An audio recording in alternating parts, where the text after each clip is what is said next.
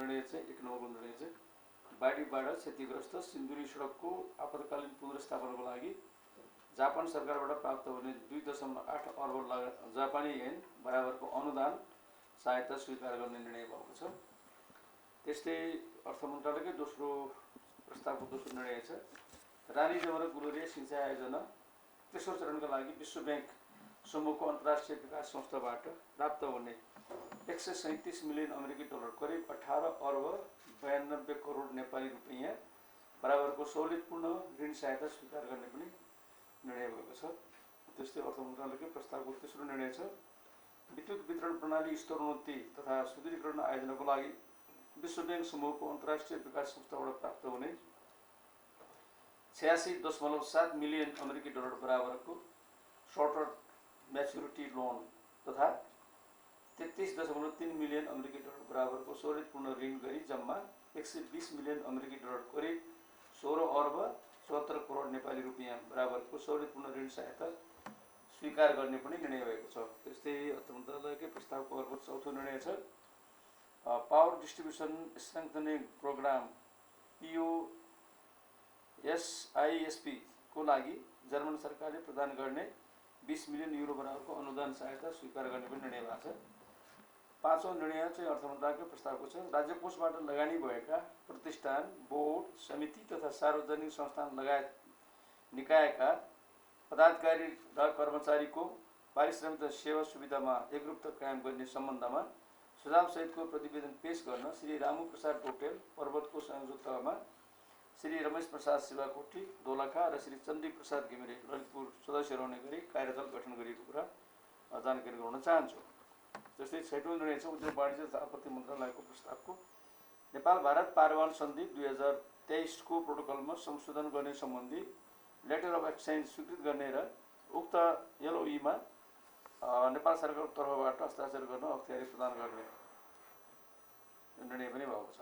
त्यस्तै सातौं निर्णय चाहिँ ऊर्जा जलस्रोत तथा सिंचाई मन्त्रालय अन्तर्गतको छ 2082 भदौ 23 देखि 25 गतेसम्म पेरिसमा आयोजना हुने international forum on pumped storage hydro power कार्यक्रममा ऊर्जा जलस्रोत तथा सिंचाई मन्त्री माननीय दीपक खड्कालाई सहभागिताका लागि स्वीकृति प्रदान गर्ने पनि निर्णय भएको छ। त्यस्तै आठौं मन्त्री परिषदकै आठौं निर्णय छ बैठकको 2082 भदौ 2 देखि 13 गतेसम्म संयुक्त राष्ट्र सङ्घको मुख्यालय न्युयोर्कमा आयोजना हुने marine biodiversity of areas beyond national jurisdiction BBNJ preparatory कमिसनको दोस्रो सत्रको बैठकमा नेपालको तर्फबाट सहभागिता जनाउनका लागि कानुन न्याय तथा संसदीय मामिला मन्त्रालयका सचिव श्री पाराश्वर ढुङ्गानालाई स्वीकृति प्रदान गर्ने पनि निर्णय भएको छ। त्यस्तै प्रकारले कानुन न्याय तथा संघीय मामिला मन्त्रालयकै प्रस्तावको अर्को निर्णय छ नवौं निर्णय न्याय सेवा आयोगको सिफारिस अनुसार सर्वोच्च अदालतका सह रजिस्ट्रार श्री मानबहादुर कार्कीका लागि नेपाल न्याय सेवाको राजपत्राङ्कित विशेष श्रेणीमा बढुवा नियुक्ति गरी सर्वोच्च अदालतको रजिस्ट्रार पदमा पदस्थापन गर्ने गरी निर्णय भएको कुरा जानकारी गराउन चाहन्छु। त्यस्तै नेपाल सरकार मन्त्री परिषदको 10औं निर्णय चाहिँ न्याय सेवा आयोगको सिफारिस अनुसार सर्वोच्च अदालतका रजिस्ट्रार श्री विमल पौडेललाई नेपाल न्याय सेवाको राजपत्राङ्कित विशेष श्रेणीको सर्वोच्च अदालतको मुख्य रजिस्ट्रार पदमा बढुवा नियुक्ति गर्ने पनि निर्णय भएको छ। 11औं निर्णय चाहिँ गृह मन्त्रालयको प्रस्तावको छ 2082 साउन 13 देखि 15 गतेसम्म थाइल्यान्डको ब्याङ्ककमा आयोजना हुने care for South Asia project completion and dissemination workshop सम्बन्धी कार्यक्रममा मुख्य गृह मन्त्रालयका सचिव श्री गोकर्णमणि द्वारीलाई सहभागिताको लागि स्वीकृति प्रदान गर्ने निर्णय पनि भएको छ। मन्त्री परिषदकै 12औं निर्णय छ परराष्ट्र मन्त्रालयको प्रस्तावको 2082 साउन 18 गतेदेखि 23 गतेसम्म third United Nations conference on landlocked developing countries LLDCs 3 मा सहभागी हुन सम्माननीय प्रधानमन्त्री केपी शर्मा ओलीको नेतृत्वमा तुर्कमेनिस्तानको औपचारिक भ्रमणमा सहभागी हुने नेपाली प्रतिनिधिमण्डल गठन गर्ने र उक्त भ्रमण स्वीकृत गर्ने पनि निर्णय भएको छ। 13 भौतिक पूर्वाधार तथा यातायात मन्त्रालय नेपाल इन्जिनियरिङ परिषदको रजिस्ट्रार पदमा श्री ध्रुवराज भट्टराई तनहुलाई नियुक्त गर्ने पनि निर्णय भएको छ। यो भौतिक मन्त्रालय पूर्वाधार तथा यातायात मन्त्रालयको प्रस्ताव हो। त्यस्तै नेपाल सरकार मन्त्री परिषदको 14औं निर्णयमा चाहिँ युवा तथा खेलकुद मन्त्रालयको प्रस्तावको निर्णय छ। राष्ट्रिय युवा सम्बन्धी कानुनलाई संशोधन र एकीकरण गर्न बनेको विधेयक तर्जुमाको लागि सिद्धान्त स्वीकृत गर्ने निर्णय पनि भएको छ। रक्षा मन्त्रालयको प्रस्तावको 15औं निर्णय छ। नेपाली सेनातर्फ 1 जना सहायक रथीको उपरथी पदमा र 6 जना प्रमुख सेनानीहरूको महासेनानी पदमा प्रयोग गर्ने साथै 6 जना महासेनानीको सरुवा गर्ने निर्णय पनि भएको छ। 16औं संस्कृति पर्यटन नागरिक उड्डयन मन्त्रालयको प्रस्तावको चाहिँ निर्णय छ। कर्णाली प्रदेश र सुदूरपश्चिम प्रदेशमा अवस्थित आरोहणका लागि खुल्ला गरिएका 97 वटा हिमालहरूमा लाग्ने सलामी रकम आर्थिक वर्ष 82-83 र आर्थिक वर्ष 83-84 2 वर्षका लागि पर्यटन ऐन 2035 को दफा 36 तथा पर्वतारोहण सम्बन्धी नियमावली 2059 को नियम 32 को देहाय ख बमोजिम पूर्ण रूपमा छुट दिने र सोको सूचना नेपाल राजपत्रमा प्रकाशन गर्ने निर्णय भएको छ। स्वास्थ्य जनसङ्ख्या मन्त्रालयको प्रस्तावको अर्को 17औं निर्णय छ। भक्तपुर क्यान्सर अस्पताल विकास समिति गठन आदेश 2077 को दफा 9 को उपदफा 2 मा उल्लेख भए बमोजिम डाक्टर उज्जवल चालिसे काशीलाई भक्तपुर क्यान्सर अस्पताल विकास समितिको कार्यकारी निर्देशक पदमा नियुक्त गर्ने पनि निर्णय गरिएको छ। त्यस्तै मन्त्री परिषदको अन्तिम निर्णय 18औं निर्णयको रूपमा छ। न्याय सेवा आयोगको सिफारिस बमोजिम सह न्यायाधिवक्ता श्री सूर्यराज दाहालको नायब महान्यायाधिवक्ता पदमा बढुवा गरी बेपत्ता पारिएका व्यक्तिहरूको छानबिन आयोगको सचिव पदमा पदस्थापना गर्ने र बेपत्ता पारिएका व्यक्तिहरूको छानबिन आयोगका सचिव श्री खेमराज गेवालीको महान्यायाधिवक्ताको कार्यालयको नायब महान्यायाधिवक्ता पदमा सरुवा गर्ने पनि निर्णय भएको छ। यिनै 18 वटा निर्णयहरू गरेर नेपाल सरकार मन्त्री परिषदको साउन 12 गतिको बैठक सम्पन्न भएको जानकारी गर्न चाहन्छु। धन्यवाद। मन्त्री परिषदका यो जसले भने पनि यो कुराहरू चाहिँ एकदमै गैर जिम्मेवार आरोप भन्ने लाग्छ मलाई। हाम्रो अस्ति मैले तपाईँलाई योभन्दा अघिल्लो यो पत्रकार सम्मेलन पनि बताएकै थिएँ होइन। नेपाल सरकारको मन्त्री परिषदको निर्णय त्यो भनेको अहिले चाहिँ मधेसमा जुन खालको अनावृष्टि भएको छ करिब चाहिँ अस्ति हामीले त्यो अघिल्लो बैठकको निर्णय सुनाउँदाखेरिसम्म चाहिँ जम्मा 46% जमिनमा चाहिँ सिँचाइ भएको थियो या रोपाइँ भएको थियो भनौँ न। सिँचाइ पनि होइन, रोपाइँ भएको थियो। रोपाइँ भएको ठाउँमा पनि पुरा चाहिँ चटचर्ती फुटेर पानीको अभावमा ब्याल भइरहेको स्थिति थियो। मुहानहरू पनि सुक्ने क्रममा छ।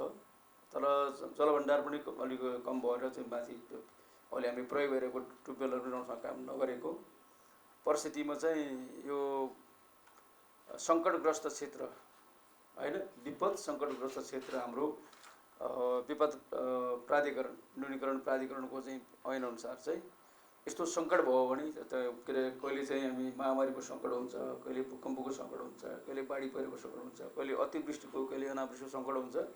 त्यस्तो क्षेत्रहरूलाई चाहिँ विपद सङ्कटग्रस्त क्षेत्र भन्ने गरिएको छ होइन।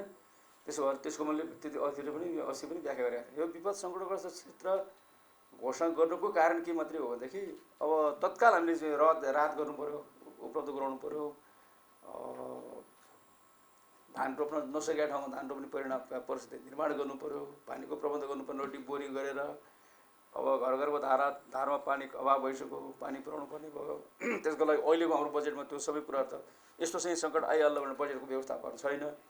त्यस कारणले यो सबै चिज विपद सङ्कटग्रस्त क्षेत्र घोषणा गरिसकेपछि के हुन्छ भने अर्थ मन्त्रालयलाई चाहिँ हाम्रो यो निर्णयले चाहिँ उसले यो सबै जति चाहिँ सामानहरू ल्याउनुपर्छ, जति चाहिँ प्रक्रिया अगाडि जानुपर्छ, यो चाहिँ अहिले अब यो जेनरल चाहिँ हाम्रो के अरे सार्वजनिक सेवा खरिद प्रकरणको चाहिँ प्रविधि जस्तो प्रक्रिया जस्तो चाहिँ लामो चाहिँ 5-7 महिनामा सक्ने गरेर होइन, तत्काल चाहिँ सङ्कटकालीन स्थिति चाहिँ घोषणा गरेर चाहिँ जे खालको चाहिँ यो खरिद प्रक्रिया पनि या निर्माण प्रक्रिया पनि त्यसको लागि आवश्यक पर्ने स्रोत र साधनहरूको प्रबन्ध अर्थ मन्त्रालयले गर्ने गरेर त्यस ढङ्गले काम गरेर विपद न्यूनीकरण प्राधिकरण या चाहिँ सम्बन्धित अरू मन्त्रालयहरू, जलस्रोत मन्त्रालय होला, खानेपानी मन्त्रालय लगायतका चाहिँ जे मन्त्रालयहरू छ त्यो सबै मन्त्रालय चाहिँ सङ्कटकालीन ढङ्गले काम गर्नको लागि त्यो निर्णय त गरिसकेको छ। त्यस कारण त्यो निर्णय अन्तर्गत त 500 मात्रै छ होला मधेसमा गाउँ, मधेसमा त गाउँ धेरै होला 8वटा जिल्लामा त होइन। त्यस कारणले चाहिँ 500 त उहाँले थोरै भन्नुभएछ भन्छु मैले। हाम्रो अस्तिको घोषणाले त मधेसमा जति गाउँ छन् त्यो सबै गाउँमा पानी पुर्याउने हो र नि, खानेपानीको ठोस प्रबन्ध गर्ने। त्यस्तै प्रकारले चाहिँ सुक्दै गएको मुहानहरूको चाहिँ अतिरिक्त व्यवस्थापन के गर्ने, खोलाबाट चाहिँ तपाईँको बोरिङ तानेर चाहिँ पानी ल्याएर चाहिँ पानी पुर्याउने कि, या चाहिँ डिप बोरिङ ट्युबवेलहरू अझ चाहिँ अलि उन्नत गरेर अलि गहिरोबाट तानेर चाहिँ पानी पुर्याउने कि, जे होस् वैकल्पिक प्रबन्ध तत्काल गर्नु पर्यो होइन। यसको लागि चाहिँ मधेसमा त कहाँ 500 गाउँ उहाँले थोरै भन्नुभएछ क्या। यो 500 गाउँ भन्ने कुरा चाहिँ यो ढाड कुरा हो, झुटो कुरा भन्ने कुरा त्यो मान्छेले यो कुराको चाहिँ गम्भीरता नै नबुझेको कुरा हो। हामी 500 चाहिँ ठाउँमा डिप बोरिङ त के ठुलो कुरा हो त। 5000 ठाउँमा चाहिँ 5000 ठाउँमा गर्नुपर्ने हुनसक्छ। उहाँले त 500 थोरै भन्नुभएछ क्या मैले भनेको अझ। त्यस कारणले यो त वास्तविकतामा आधारित, अहिलेको समस्यामा आधारित, जनताप्रति चाहिँ उत्तरदायी भएर, तर मधेसको चाहिँ के अरे गाउँहरूप्रति, त्यहाँको के अरे खलिहान बस्तीहरूप्रति जिम्मेवार भएर जनताको तत्कालको समस्या समाधान गर्नको लागि हामी यो काम गर्छौँ भनेर भनेको एउटा सानो उदाहरण दिनुभएको कुरा हो। त यस कारणले यो चाहिँ सत्यमा आधारित, वास्तविकता आधारित, हाम्रो निर्णयमा आधारित, हाम्रो नीतिमा आधारित निर्णय हो नि यो। त्यहाँदेखि जहिले यो कुरा भन्नुभयो भने यो कुरा उहाँले चाहिँ राजनीतिक स्टन्टबाजीको लागि यो कुरा भने आउनसक्छ। यस्तो सस्तो खालको चाहिँ राजनीतिक स्टन्टबाजीको यो धरतीमा कुनै मूल्य छैन। काम त गरेर गएको छैन अहिलेसम्म सबभन्दा धेरै काम गर्ने प्रधानमन्त्री नै केपी शर्मा ओली। हामी सबैले देखे होइन, देखे हो नि। उहाँले पानी जहाज ल्याउँछु भन्दाखेरि चाहिँ कसैले पत्याएको छैन। अझ त स्टिमर चलिरहेको छ सुनकोसीमा, नारायणीमा चलिरहेको छैन। अब रेलमार्गको कुराकानी गर्दाखेरि रेलमार्ग कहिले आउँछ भनिरहेको थियो। रेलमार्ग त जनकपुरबाट रेल चलिसक्यो, यता चाहिँ हामी बन्दिवास भन्ने रेल ल्याउँदैछौँ, उता चाहिँ तपाईँको यता चाइनासँगको चाहिँ सम्बन्ध हाम्रो अगाडि स्टडी हुँदैछ, अध्ययन हुँदैछ। मान्छेले आँट्नु पऱ्यो। आज असम्भव जस्तो देखेको कुराहरू सम्भव भएकै छ नि। व्यवहारमा यो 5-7 वर्ष रूपान्तरण भएको छैन। 100% कति भयो? 100% रेल आफैले निर्माण गर्ने ठाउँमा त देशले त 1-2 वर्षमा सक्दैन भने हामी त सक्ने कुरै थिएन। तर काम जे भनेको छ त्यो काम सुरु भएको छ, काम भएकै छ। Thank you. मेरो मसँग कुनै ठोस प्रमाण छैन, कहिले ठोस प्रमाण छैन। यो कुनै के अरे यो मिटिङ होला भन्ने पनि छैन। तर सामान्यतया 2-3 महिनामा मन्त्री परिषद पुनर्गठन भइरहेका मुलुकमा यो त 13 महिना भइसक्यो। अब होला भनेर चाहिँ तपाईँहरू सबैलाई हतियार लगाएर भनेको कुरा हो। पत्रिकाले चाहिँ लेख्ने कुरा पनि केही पनि पाएन यसमा हाम्रो विरुद्धमा। अब मन्त्री परिषद गठन हुन्छ, पुनर्गठन हुन्छ भनेर हल्ला पनि मचाइरहेको छ।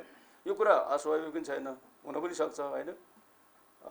अब 2जना नेताको बिचमा, खास गरिकन ठुलो पार्टीहरूको बिचमा त हाम्रो जुन उच्च स्तरीय राजनीतिक समिति छ उहाँहरूको बिचमा सहमति भयो भने अनि आफ्नो पार्टीको तर्फबाट चाहिँ प्रस्तुत गरिएका मन्त्रीहरूको क्यापासिटीको बारेमा प्रश्न उठ्यो, मन्त्रीहरूको चाहिँ कामको बारेमा प्रश्न उठ्यो भने सरकार पार्टीले चाहिँ मन्त्रीहरू त यो फेर्नु पर्यो प्रधानमन्त्रीज्यू भनेर भनिदिन सक्छ नि त।